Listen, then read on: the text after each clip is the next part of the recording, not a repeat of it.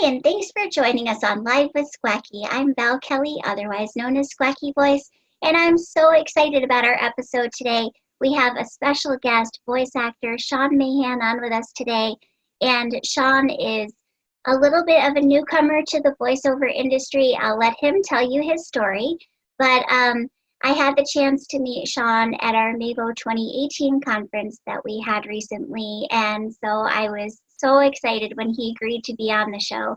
So thanks so much for joining us today, Sean. I'm really happy to be here, Val. This is a really great treat. I've seen so many of your Live with Squacky videos on YouTube, and now I'm in one, so I'm pretty excited. That's awesome. We're so happy to have you on. So tell us, how did you get started in the voiceover industry? It's one of those things where I think I've sort of been doing it most of my life. As the youngest of 6 kids, I was sort of the clown in the family. And I also found that I was able to imitate people. So growing up, I was always imitating teachers or Bugs Bunny characters or things like that. And then I was also doing that a lot when I was in the Army, because I spent 20 years in the Army. Whenever we would have a social event, I would always get roped in to somehow be part of the entertainment, whether it was doing an announcement or actually imitating people as part of like a little skit or something like that. And then several years ago, I had a voiceover class with a gentleman named Keith Flippin at the Actors Place down in Virginia Beach, Virginia. And that sort of got that planted the little seed with me. Since then, I've done a couple of little odd local jobs, to do some voiceover. And then this past year, it was one of those things where I decided I really want to, do this and see if I could make it into a career, like grow it into that. So I joined Voice 123. I bought a small, kind of low budget rig. I got a little bit of soundproofing. And then, of course, my wife saw that I was having fun with it, and she said, well, is there some kind of conference you can go to? And I knew that there was, I think it's voices.com, there's some organization that has one out in San Diego. And I said, well, there's one out in San Diego, but that's a flight, it's really expensive. So of course she's the researcher of the family. So she immediately gets on the computer and just does a Google search, voiceover conference, Virginia, and boom, Mavo pops up, and Awesome. right up the Dallas airport. It's like 3 hours away. You can go. So I signed up for that, and that really started things rolling. That gave me a ton of information that I really needed. So I'm still at the beginner stage, but I'm really looking forward to it. That's so great. It's always great to hear how people get started. And I'm definitely glad that we could provide that opportunity for you with the conference, which we'll talk about later. But yeah, so what are the genres of voiceover that you're most interested in, since you're just kind of getting started? Right now, I think what I'd like to start with is sort of the low-hanging fruit. I was thinking e-learning, audiobooks. I've done some auditions on Voice 123, but I also think that in a lot of cases the volume of auditions and also the quality of people on there, I'm always kind of getting bumped down in the priority list there. So I think what I'd like to do is start off with the dual, things that I can really do now, and then with some technical help and some voice coaching, kind of expand. Yeah, definitely. I think that's a great place to start. And I think there's a lot of people that are willing to help you, kind of get your foot in the door. So that's definitely the first step, is getting your foot in the door of, which genre you want to try out, and then see, kind of where you want to go from there. There's so much to explore. So that's exciting. So what have you learned so far that's been extremely helpful to you?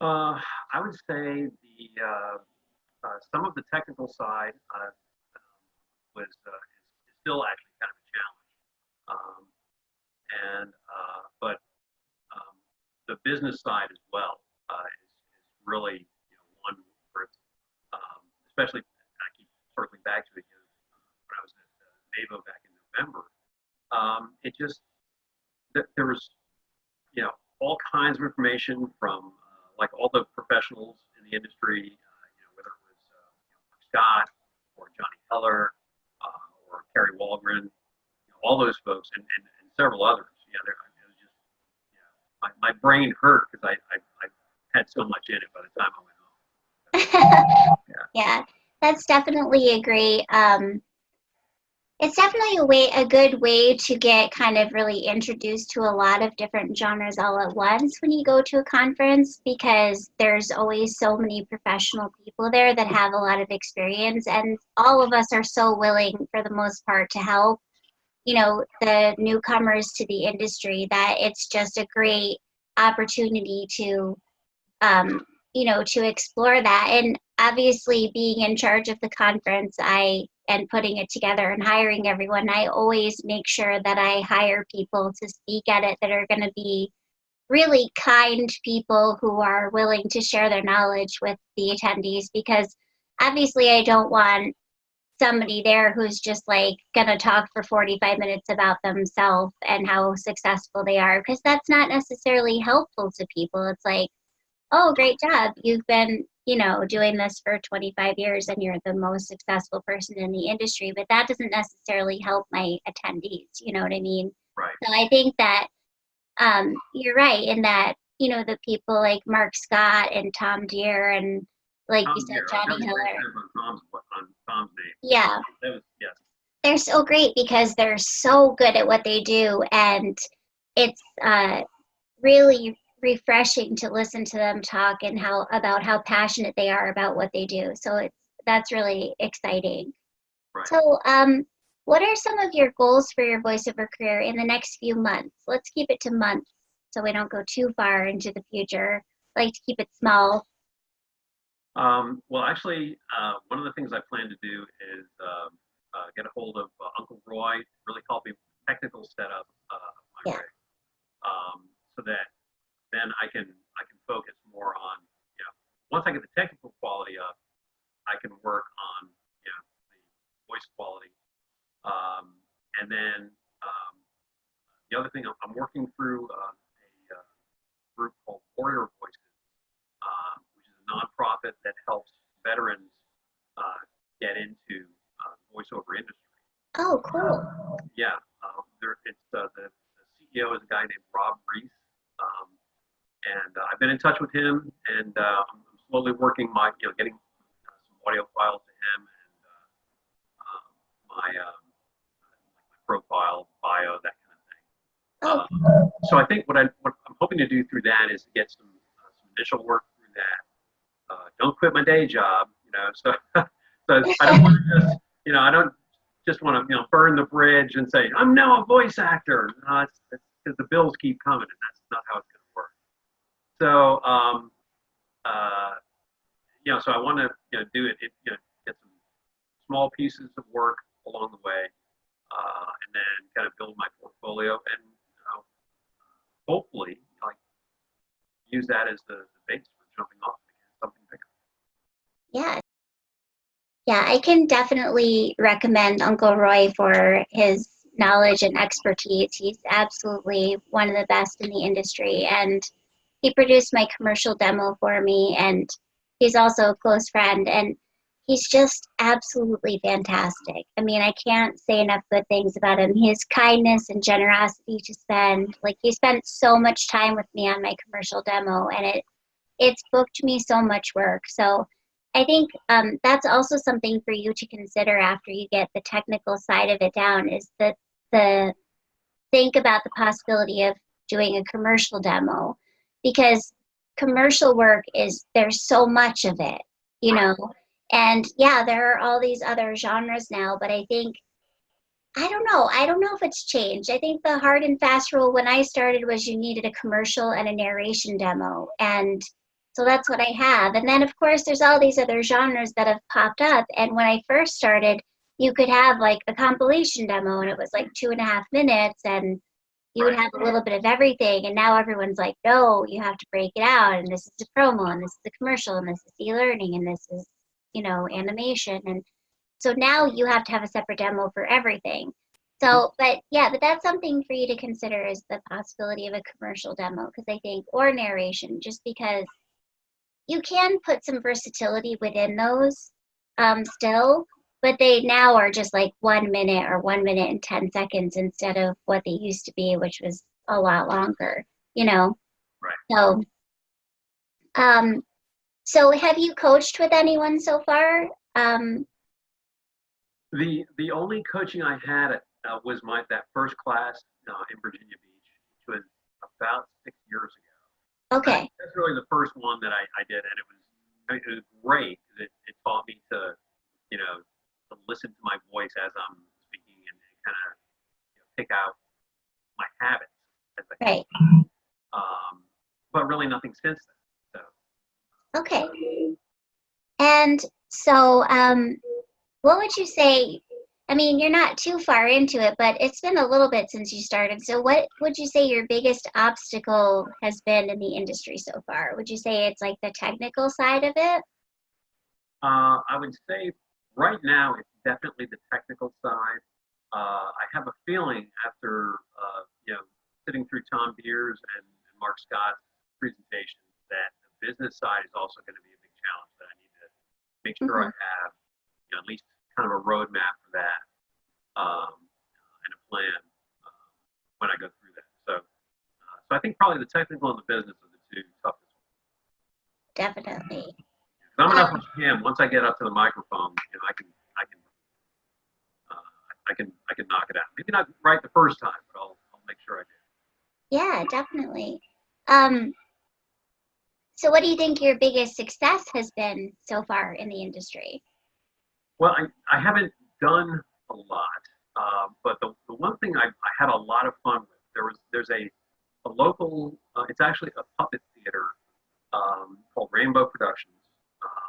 It's run by a friend of ours named David Messick. And they do a lot of, mostly, obviously for kids. There was one they did, I think about flight that they did up at the Air and Space Museum at part of the Smithsonian. But the one I worked on was one called Footsteps in History, which had to do with the area where we live, which is the Hampton Roads area of Virginia, southeast corner of the state. And I voiced like a British sailor who's there with his wife, and it was leading into a song that I also was one of the singers on, talking about pirates, which of course were famous. So that was a lot of fun. I think that's probably not much, but it's one that I had a lot of fun with. Yeah, it's hearing. So I actually took a class a long time ago with a guy named John Tartaglia, who is one of the best. He does stuff for Sesame Street and everything. He's been on Broadway and all of that. I did like a private coaching session with him, which I'll never forget. It was like 3 hours and it was a one-on-one session. And he taught me how to do how you have to move your hand at the same time while you're voicing it. And I was like, this is way more complicated than I thought it was going to be. It's a lot harder than just chewing gum and walking at the same time. Yeah, exactly. I was like, oh my gosh, I think it might be too late in my life to learn this skill, and he's like, you know what? He's like, maybe you should just stick to the voiceover side. And I was like, well, okay. sometimes that's really helpful too, to say, and I had bosses in the Army that told me that. Maybe this particular thing isn't for you. So, yeah, and it's it's like I think what it was is as a little kid you don't think about, oh, there's someone doing you know, the puppeteering and someone doing the voice at the same time, you don't necessarily think, like, you don't know what voiceover is necessarily when you're a little kid. So I never thought about it. I always thought it was somebody separate who was doing Right. You the think voice. about it. How many people are involved in bringing Snuffleupagus to front of the camera? That's got to be. I know. It's so crazy to see how they do all of that. It was absolutely amazing. It didn't make me not want to try to do it. Like, I still, for a little while after that, was like, okay, Val, you got to go to school. You got to become a puppeteer. And then I was like, all right, let's get real. Like, it's just not going to happen. Like, just stick to the voiceover side. Sesame Street may not be in your future, but, you know, it's fine. It's okay. Let it go. Right. So, yes, I love this one. What would your dream voiceover gig be? Oh my God.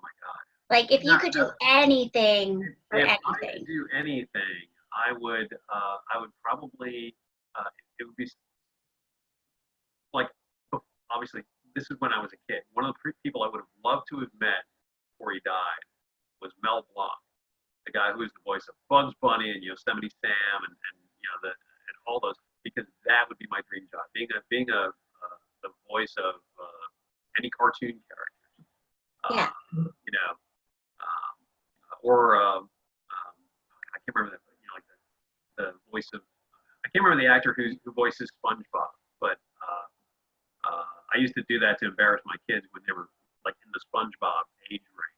Right. So yeah, so it was a lot of fun. I would love to do that.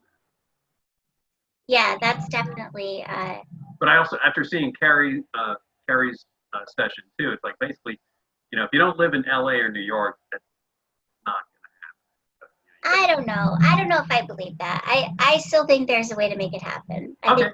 I think if it's your dream, I will not close the window on yeah, don't close the window. I think that there's still the possibility, you know. it. Yeah. So speaking of MAVO 2018, let's talk about that for a minute. So what would you say your experience there was like? There, there's this is something. What I don't know if it's something a saying I picked up in the army or if it's something I've heard over time. But we have a saying. It's like drinking from a fire hose because there was so much information. And fortunately, I was smart. I took like a little voice recorder and just turned it on during the sessions. And I went back and listened to it so I could like take a few extra notes. As I was furiously scribbling during the all the different sessions, I know I was missing. Yeah. So I go back and listen and see what I missed. But it really was. There was just so much that was new information. It was great. Good. I'm so glad you had a good experience with it. Fun. Okay. So would you recommend the MAVO conference to other voice actors? Oh, absolutely. Because it's not just you just get one slice or one type of professional. It's the entire spectrum. You have the guys who are business on the business side who are supporting you. There's folks that know the technical side, and then even the ones who are voice actors. There was all different kinds. So it was really like a buffet, and I was like a hungry guy, like just showing up, trying to scoop up everything as I went along and get it on my tray. But yeah, it was a great experience. I would recommend it for anybody. And I think there were folks that had a lot more experience than I did, who were getting a lot out of it. Because after each day, we're hanging out, having some drinks, we're going to dinner. Yeah. And even the folks that were really, had been in the industry a while were, talking about great stuff they do. So it's not just something great for a rookie like me. It's a lot of info for anybody. Definitely. Would you say that there was like a highlight of the event for you? Yes. But well, of course, there were two highlights, and I'll go with the experiential one first. When I was in the session where and you were in there too, where we were you had to have I think they're called sides for an animated character, and you had a little bit of time to work on the voice, um, and and then you had to like actually try to do the voice with the lines that they had. And it was Carrie and Sarah, and they were, and so you go your first run through, and then they give you a little bit of direction to twist it. And I remember my guy was this count who had sort of a South American accent. And I figured, well, the closest I can think of is Ricardo Montalban. So what I did, and in fact, I think one of his lines later on was something about rich Corinthian leather, which was a commercial back in the '80s. So I had a lot of fun with that, and they were there because they're both super pros. So.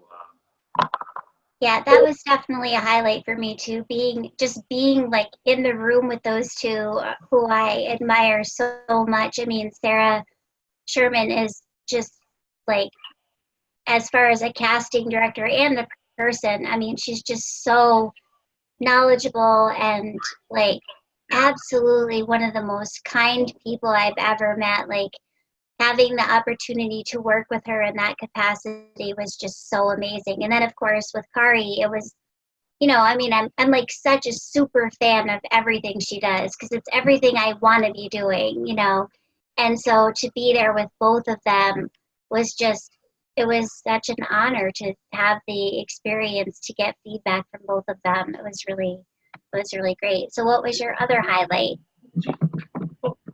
So the second highlight was at the end of the conference when all three of my raffle tickets won something. That's awesome. It never happens to me. I never win stuff. And of course, one of them was the Joe Cipriano traveling mic and interface package, which was just fantastic. So. Of course, now I've got to try to get that to work with my system. So yeah, I'm really excited for that. That's because the rig that I had was just a kind of a junky, low budget one to get started. Right. But I think this will be a real neat help. Oh, definitely. That was such a great prize. I think I mean, beyond Mark Scott giving away a billion prizes, that was definitely one of the best things. That was our most like monetary wise, yeah, it was our biggest prize that we had. And by the way, the guys from BSW were great, because the original interface was one that would only work with a Mac, and I'm not anti-Mac or anything. I just don't have one. So they said, okay, we'll just return that one, and you can pick from one of these three interfaces. BSW, thank you so much. Yeah, but yeah, they're fantastic, and I think the whole raffle giveaway thing, although how funny it was, the way it happened, was great, and I'm so glad that you were able to win prizes from it, because it was so good to see. Oh yeah, I think there were like 3 tickets that were picked before mine, but of course you have to be present to win. Yeah. So I'm glad I stuck around, because and I it was hilarious. I hope someone got a video of that, because I literally jumped up out of my seat, and I was so excited. Joe came over and hugged me, when he saw my reaction. So that was really great. Yeah, Joe is definitely he's just like one of my favorite people. I love him. He's absolutely one of the most generous people in the industry by far. Like, just so, him and his wife Anne are just so giving and so, like genuine people. And that's so hard to find. And I think that's one of the great things about the voiceover industry, is that there are so many like truly genuine people who are willing to help. And I think it's not like that in other parts of the entertainment industry. I feel like it's less like that with on-screen actors. They're not quite so willing to help everybody. You know what I mean? Right. They're a little bit more competitive. I mean, there's obviously competition within the voiceover industry, but I feel like you don't, especially at a conference, you don't feel it as much as in real life when you're doing work. So, will you be attending NAVO 2020? Already signed up. Awesome. Yep. Perfect. Well, thanks so much for joining me today, Sean. I absolutely appreciate you taking the time to talk with me, and we wish you the most success ever possible in the industry. And if there's anything that I can do to help support you on the way, just let me know. Well, Val, I just want to thank you not only for having me on Live with Squacky, but for putting all the effort. I cannot imagine the amount of effort that has to go into pulling NAVO together. Just looking at all the stuff that you accomplished with the one from November. I'm already excited for the one that's almost 2 years from now. Well, thank you so much, Sean. I really appreciate it. Yeah, it's a labor of love, but I absolutely do love it. So it actually doesn't feel like work to me. So that's the good thing.